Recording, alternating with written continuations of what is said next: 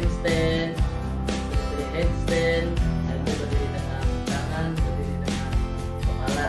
Nah itu ya, karena anak itu harus harus mampu melakukan itu semua. Karena memang tujuan olahraga itu kan untuk kesehatan ya. Nah berkaitan dengan senam lantai itu anak harus mampu melakukan itu semua.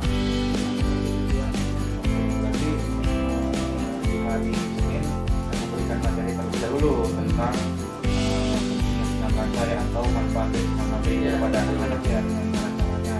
Nah yang kedua mungkin area pengembangan mana saja yang ingin Bapak capai atau ingin saya amati.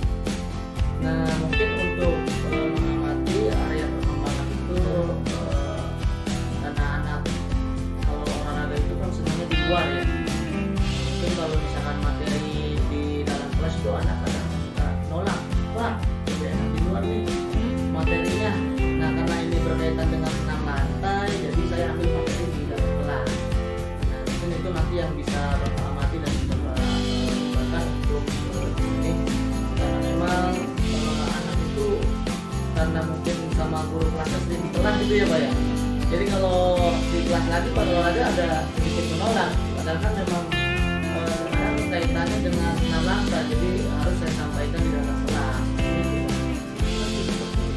Tahu keaktifan anak-anak di dalam kelasnya sendiri. Iya, ya. betul. Oke, ya mungkin bagaimana strategi Bapak dalam pembelajaran ya, akan menerapkan metode atau dia pembelajaran. Nah untuk metode kan banyak ya, banyak sekali metode yang bisa diterapkan dalam pembelajaran di dalam. Mungkin saya lebih menerapkan metode ceramah, metode diskusi, ya apalagi kan olahraga itu biasanya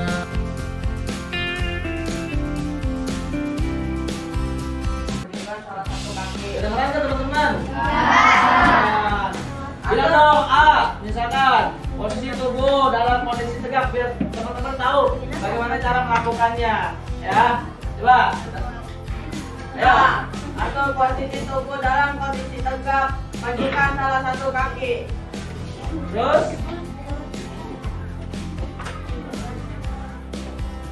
B. Majukan salah satu kaki. terus C.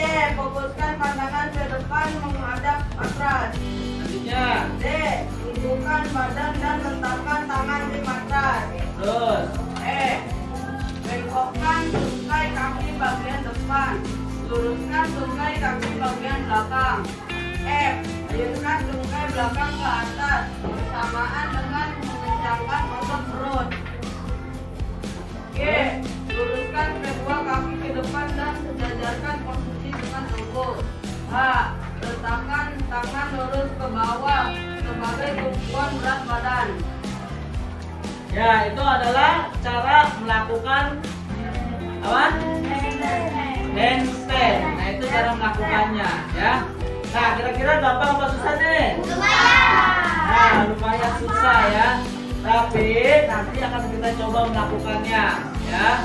Nah ini tentunya kita lakukan bakalan aman karena kita melakukannya di atas atas. Apabila nanti kurang seimbang, jatuhnya juga nggak bakal sakit kalau ke atas. Tapi walaupun pakai matras, tentu kita harus berhati-hati dalam melakukan kegiatan olahraga ya. Karena kegiatan olahraga itu berkaitan dengan fisik ya. Jadi harus hati-hati. Nanti kalau pas ini Bapak banyak kejadian nih. Coba perhatikan. Tabruk kompor 1 kali. 1, 2, 3. Nah, mohon perhatiannya ya. Nah, sering Bapak temukan pas praktek senam lantai ini kadang anak-anak suka bercanda. Nah, ini yang sering terjadi. Nah, ini kalian sekarang udah kelas berapa? Nah, mohon bercandanya jangan terlalu ya kalau lagi praktek. Pernah kejadian? Bapak boleh cerita nggak sedikit nih? Pernah kejadian waktu ngajar kelas 2 ya, yang namanya anak-anak ya, itu pas melakukan gerakan roll depan atau guling depan. Nah itu bercanda ya, pas temannya mau melakukan didorong dari belakang. Akhirnya apa? Tapi benar. Akhirnya apa? Sedikit kepelitet. Apa ya kalau bahasa sini ya? Sedikit cedera lah ya.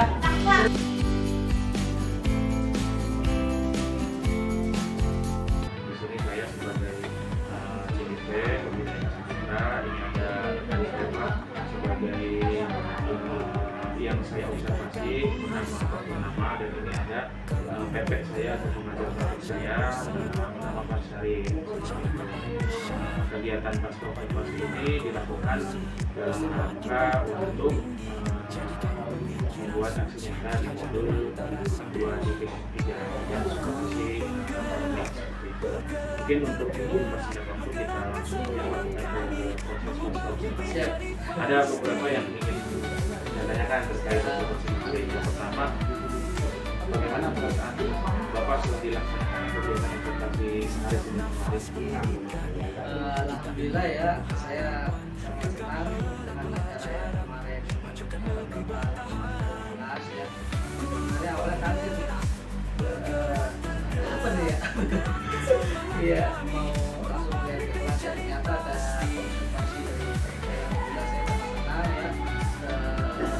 Juga kita bisa belajar ya. Ternyata observasi itu menurut saya sangat menyenangkan ya. Apalagi dari anak-anak juga ikut merasa senang pada acara tersebut. Alhamdulillah berarti ya positif lah dia Pak ya. Oke, selanjutnya bisa tolong sampaikan kembali nih Pak area pengembangan yang kemarin ingin saya amati sama strategi apa saja sih yang Bapak pakai pas kemarin kita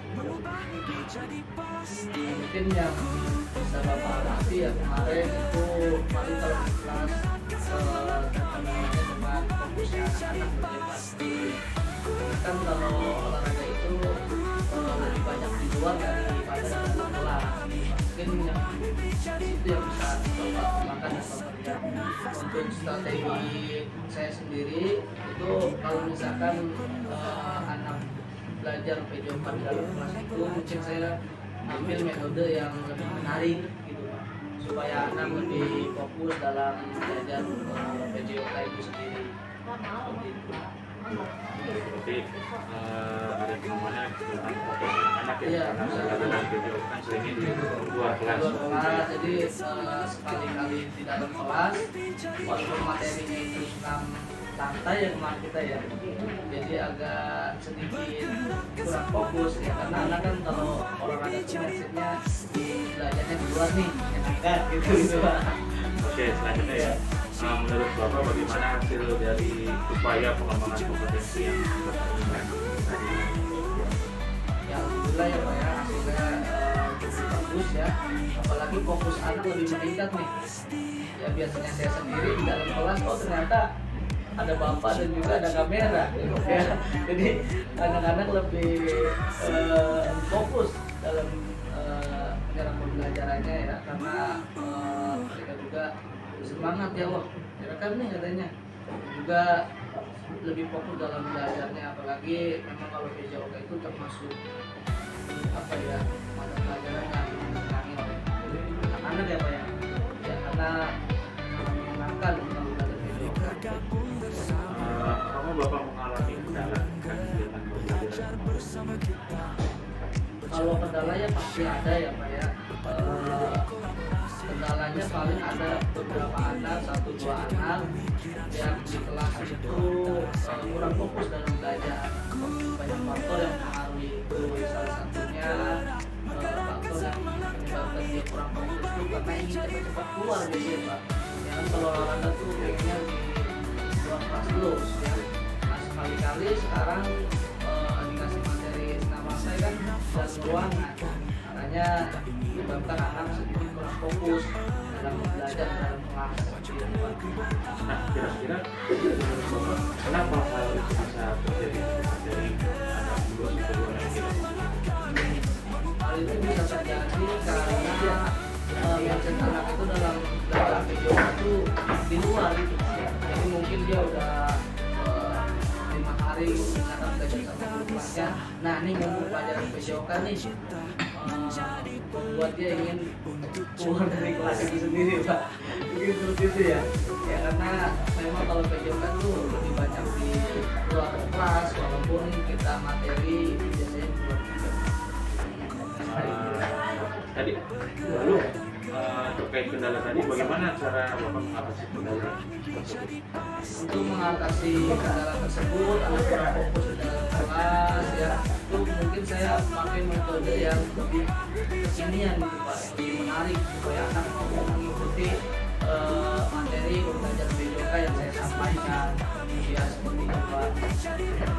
Kira-kira untuk rencana kedepannya ini apa tindak lanjut yang akan Bapak lakukan atau mungkin Bapak kembangkan budaya? Nah, untuk menindaklanjuti dan mengembangkannya mungkin kedepannya saya ingin belajar itu menggunakan metode yang kekinian Pak, seperti menggunakan proyektor gitu kan. Kalau anak-anak sekarang kan udah digitalnya udah pintar-pintar tuh ya. Sekarang udah kelas 5, di rumah udah sering main handphone, juga lihat-lihat tutorial dalam olahraga gitu kan. Mungkin kalau misalkan saya buat pembelajaran yang lebih menarik seperti menyediakan proyektor dalam kelas, jadi mungkin itu anak lebih fokus dalam menyerap pembelajaran yang saya sampaikan. Kira-kira kapan Bapak mulai melaksanakan rencana yang baru? Untuk penanganan itu udah saya jalankan ya Pak ya. Mungkin pengembangannya itu dalam waktu yang singkat saya bisa laksanakan. Ya, besok kalau kita udah ada ya Pak, proyektor juga ada, soundnya juga udah ada, jadi tinggal kita mengaplikasikan kepada anak-anak seperti itu Pak. Oke, terima kasih Pak Pur untuk kegiatan pasca observasi yang beberapa pertanyaan tadi sudah berjalan dengan jelas. Alhamdulillah ada peningkatan setelah kita lakukan kembali pasca maksud saya dan ketika observasi.